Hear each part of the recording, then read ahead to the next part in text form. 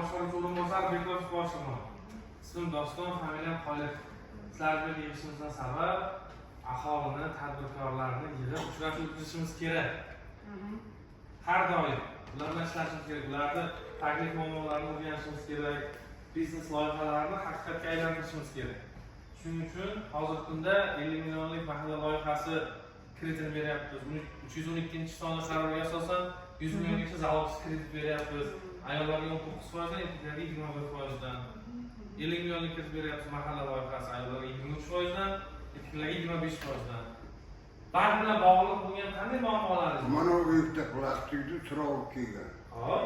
Chiroqni pul kerak. Lekin Plastikda pul bormi? nechta pul bor? Yangi plastik karta ochib berish kerak. Bo'ldi, masala yo'q. Kartani sinab o'tgan pul bo'lmaydi. Yangi karta ochib, unga tashlab beramiz. Men ishlamayman-da, qanaqa kredit olsa bo'ladi? 50 millionlik kredit olsangiz bo'ladi. Bo'ladi. Qanaqa? Ishlamaydiganlarga kredit beramiz 50 millionlik. Mayli, qanaqa? Kafillik asosida kafil olib kelasiz. Foiz qancha? O'g'lim kafil bo'lsa bo'ladi, ishlayapti. Ishlasa bo'ldi, kafil bo'lsa bo'ladi. 23%dan. Ayollarga, ha? Bu 19 million deganingiz u nima? 19 million nima? 19%. 19%. Uning uchun korxona ochilgan.